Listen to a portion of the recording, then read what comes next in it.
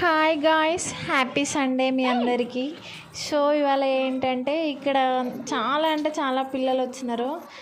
మిక్కీతో ఆడుకోనికి వచ్చినారు వాళ్ళు. అసలు ఎందుకో ఈ సమ్మర్ వచ్చేస్తుంది కదండి, సమ్మర్ వచ్చేస్తే అష్టచెమ్మ ఓనగుంటలు మెయిన్ ఆడేటి అయితే ఇవే.